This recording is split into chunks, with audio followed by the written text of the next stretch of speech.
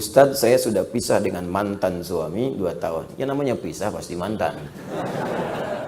Ya, kalau nyambung manten. Saya membiayai sendiri anak-anak.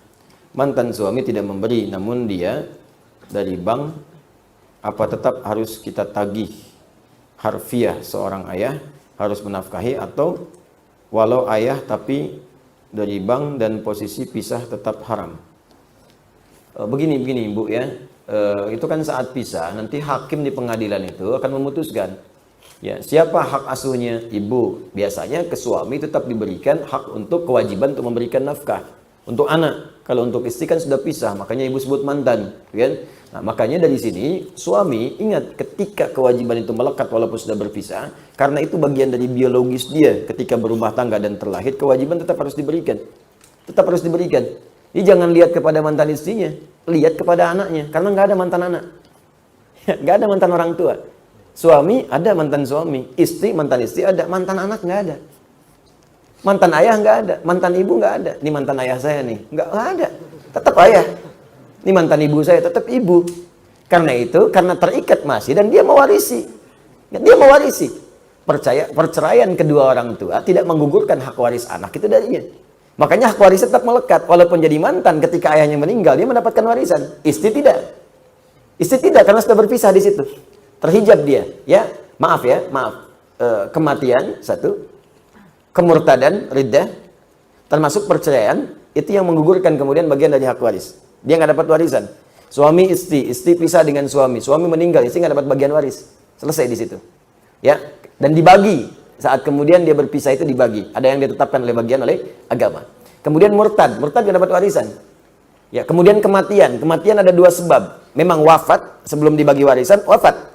Ya, ingat bukan wafat duluan yang ahli waris. Kalau wafat duluan yang meninggal, kemudian ahli waris masih ada, setelah itu dia meninggal, tetap warisan diberikan kepada dia. Karena yang wafat duluan yang akan diwariskan warisannya.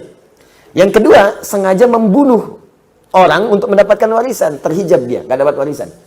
Ya, nggak dapat warisan. Itu terjadi nanti di masa-masa, bahkan ada juga di Al-Baqarah itu. Ya, sebab dinamakan Al-Baqarah. Salah satunya begitu. Ada orang di keluarga yang sangat kaya tapi pelit. Saking pelitnya marah di bagian anggota keluarganya, maka malam-malam dibunuh dia. Ya, tujuannya apa? Tujuannya untuk mendapatkan warisan dari situ supaya hartanya bisa dikuasai. Dilemparlah kemudian jasadnya di jalanan, dilempar biasa, dia pergi. Dan orang nggak tahu siapa yang bunuh. Tuh, jadi peristiwa itu, kalau nggak disebutkan kapan kejadiannya, siapa tokohnya, ini menunjukkan akan terjadi lagi di kemudian hari. Saya tanya pada Anda, ada kasus pembunuhan yang sengaja buang mayat di tempat-tempat terbuka? Ada. Ada kasus pembunuhan karena warisan? Ada. Ada kasus pembunuhan karena selingkuh? Ada. Makanya kasus-kasus itu diisyaratkan dalam Al-Quran di masa lalu supaya tidak terjadi di masa depan. Tapi kalau disebutkan tokohnya, kapan kejadiannya, ini menunjukkan kejadian itu hanya terjadi pada orang itu dan tidak akan terjadi lagi. Seperti Maryam, anaknya Imran, disebutkan namanya plus bintinya sekalian. Wa Maryam ibnata Imran.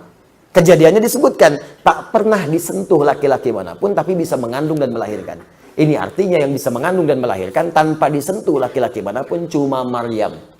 Dan tidak akan pernah ada Maryam lain. Ya, ingat, tidak akan pernah ada Maryam lain. Walaupun di masa sekarang ada namanya Maryam, bisa mengandung, melahirkan tanpa bapak, banyak yang gitu mah. Ya, tapi yang tak disentuh laki-laki manapun cuma Maryam binti Imran. Jelas ya? Baik. Ini yang seperti ini tetap ada kewajiban. Dan kewajiban itu tetap diberikan dengan cara yang halal. Jangan berikan yang haram. Karena itu pun anak akan tumbuh, mungkin melahirkan pahala bagi Anda. Dengan istri mungkin berpisah. Tapi anak itu mungkin jadi penghafal Quran.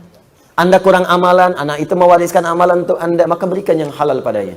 Supaya pekerjaan amal solehnya mudah dilakukan.